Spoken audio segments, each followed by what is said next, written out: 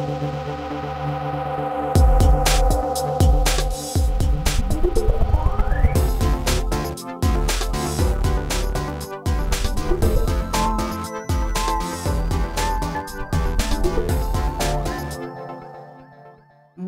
à tous, bonjour à toutes et bienvenue dans Tech24 au sommaire. Une start-up pour 2000 habitants, des idées et des financements qui attirent les investisseurs du monde entier. Pourquoi l'innovation infuse-t-elle mieux en Israël? Quelles sont les recettes de la Startup Nation? Reportage et débrief dans un instant. Et dans Test 24, les hologrammes débarquent en plateau avec une machine à dessiner. Guillaume Gralet du magazine Le Point perce le mystère de l'holographie. Ce sera avec Rocky et c'est à suivre évidemment. Mais d'abord, Apple fait salle comble pour sa grand-messe annuelle. Des annonces monstrueuses promises par Tim Cook. Et à l'arrivée, Guillaume, de nouveaux iPads, de nouveaux iPhone 6 et 6 Plus augmentés et une Apple TV reboostée. Oui, alors les petites surprises d'abord. On va pouvoir voir le making-of, ni plus ni moins, d'une photo. Marjorie, c'est-à-dire que lorsque vous allez prendre une photo, avec la fonction 3D Touch, vous allez voir l'image, ce qui s'est passé à l'image 1 seconde et demie avant et 1 seconde et demie après. Les autres surprises, on commence par le positif, c'est Pick and Pop. Ça vous permet d'avoir un aperçu d'un message sans l'ouvrir. Et puis, quelque chose qui s'appelle Quick Action. C'est que, par exemple, lorsque vous voulez prendre un selfie, aujourd'hui, il fallait aller dans l'appareil photo et retourner en fait l'appareil photo. Ici, vous allez tout simplement en pressant un peu plus fort, puisque c'est ça la fonction de 3D Touch, sur l'appareil photo, vous allez pouvoir commander tout de suite le selfie. Il y a également de la commande vocale sur l'Apple TV qui veut vraiment nous inciter à rechercher un film en tout simplement le commandant. Donc des tonnes de nouvelles fonctionnalités. Oui, mais sauf que certains fans de la marque, certains fans d'Apple, eux, crient à la trahison, ni plus ni moins, puisque l'iPad mini, le streaming musical ou encore le stylet présent cette fois-ci sur l'iPad Pro, ce sont autant de nouveautés qui n'auraient jamais reçu l'aval de Steve Jobs de son vivant.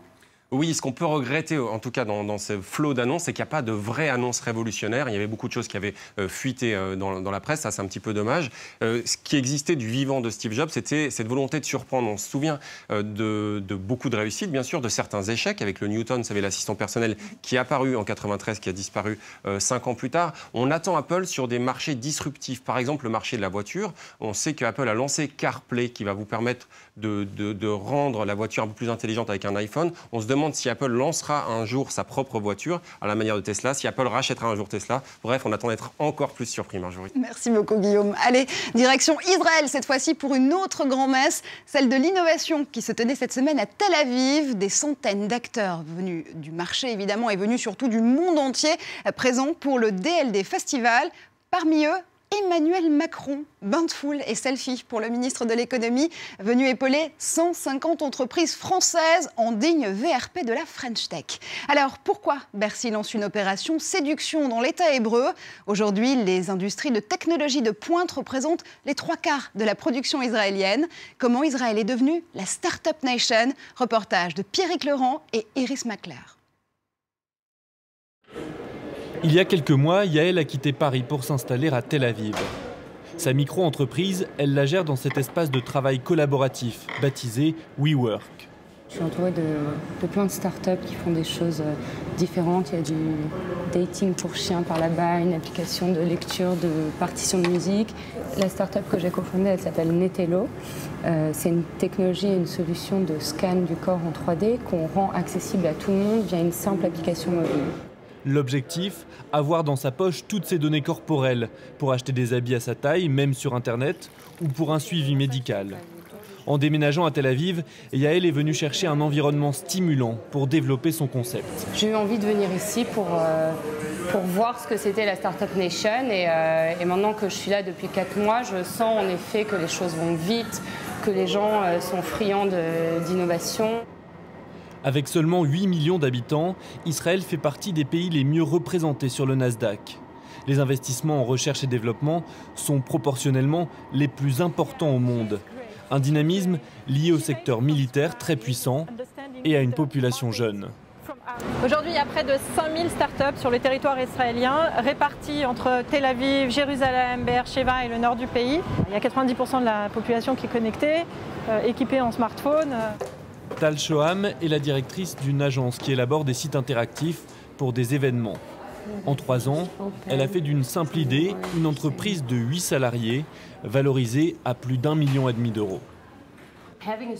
Avec une start-up basée à Tel Aviv, vous pouvez faire plus que ce que vous feriez aux États-Unis ou en Europe avec la même somme d'argent. Et vous avez accès à un réseau incroyable. Vous pouvez demander un rendez-vous et de l'aide à des patrons d'entreprises à $1 milliard. Et dans 99% des cas, ils vous répondront « pas de problème, on se rencontre demain ». L'an dernier, le nombre d'entreprises israéliennes introduites en bourse a battu tous les records.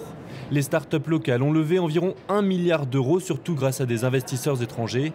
Et 2015 devrait encore confirmer la tendance.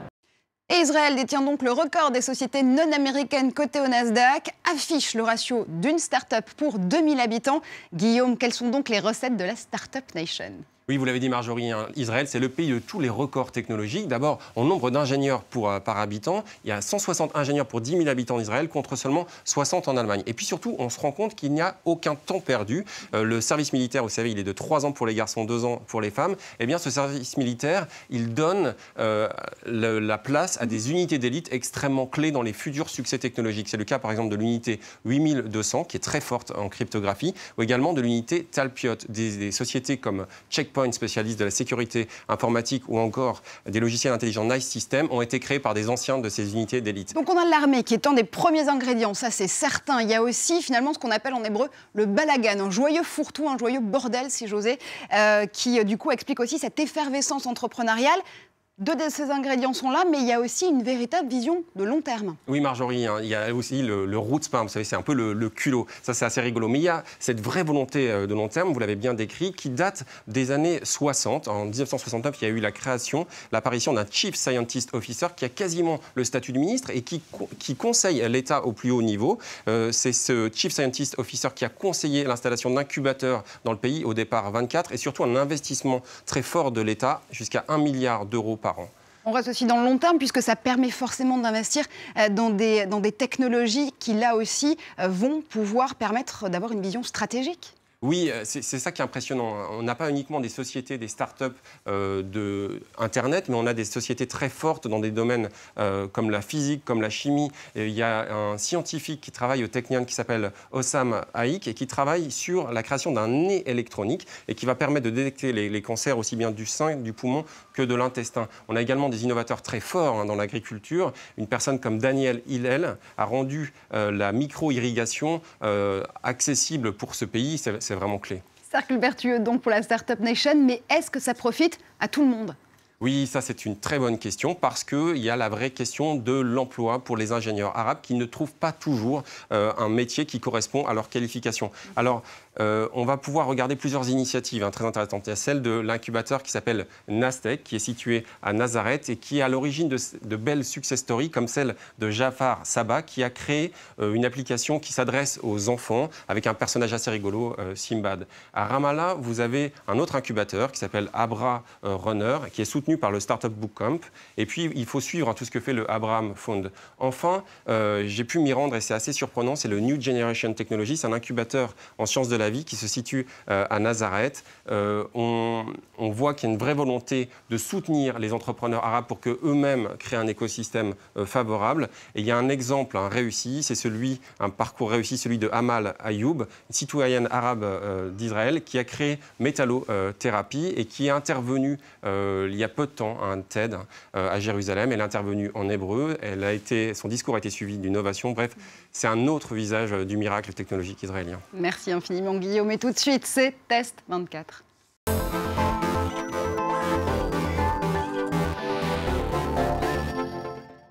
Croquis, c'est une étrange machine qui aide à dessiner avec des hologrammes. Elle a eu les honneurs du festival Futur en scène.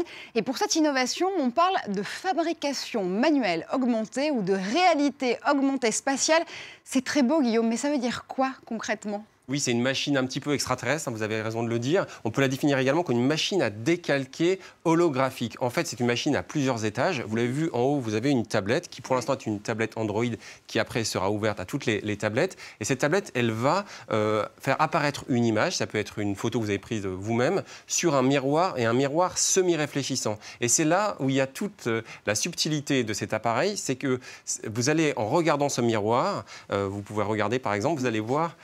Je le fais. Normalement, vous voyez un Je vois un poisson. Voilà, un poisson multicolore. Et en fait, c'est une illusion d'optique. En fait, vous allez pouvoir glisser votre main en dessous de ce miroir et dessiner ce poisson. Ça va vous aider.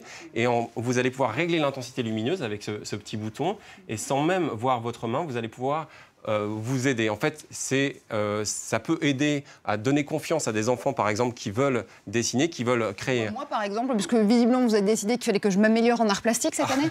Je suis même pas très bon, je vous montrerai le résultat tout à l'heure, mais ça donne confiance. Et ce qui est intéressant, c'est que c'est une technique en fait, qui n'est pas nouvelle, qui date du 19e siècle, qui s'appelait Paper's Ghost, qui a été utilisée dans les théâtres anglais pour faire apparaître des fantômes dans une salle, puisqu'on donnait l'impression aux spectateurs qu'il y avait vraiment des fantômes dans la salle alors qu'ils n'existaient pas. Et alors justement, ce qui est intéressant aussi, je continue à faire mon dessin parce que je me dis que finalement, si un enfant de 6 ans peut y arriver, moi aussi peut-être un jour, il y a aussi ces réflexes vraiment du do-it-yourself, des mouvements makers, qui fait que ce projet croquis, lui, est en open hardware, c'est-à-dire que ceux ou celles qui voudraient apporter des fonctionnalités supplémentaires ou des améliorations à croquis peuvent le faire. Oui, ce qui est intéressant, c'est que ce projet qui arrive à la fin du mois sur Kickstarter, eh bien, aujourd'hui, vous pouvez acheter le croquis tout fait, comme ça existe aujourd'hui, avec le circuit qui va vous permettre de régler l'intensité lumineuse. Mais à terme, vous allez pouvoir acheter les plans et imprimer vous-même ces plaques de bois, le faire vraiment chez vous. C'est l'esprit maker. D'ailleurs, les inventeurs français sont des fans des maker faire et qu'on essaye de diffuser. Ça, c'est vraiment une initiative à saluer. Et ça arrive sur Kickstarter dans quelques semaines seulement. Donc, si vous souhaitez évidemment contribuer à ce projet croquis en open hardware ou par du crowdfunding, ce sera tout à fait possible. Merci infiniment Guillaume pour toutes ces infos comme chaque semaine. Vous l'avez compris, c'est la fin de cette émission. Merci à vous de l'avoir suivi. On se retrouve comme chaque semaine là aussi sur Facebook et Twitter avec le hashtag Tech24 pour commenter ensemble l'actu numérique. Restez connectés.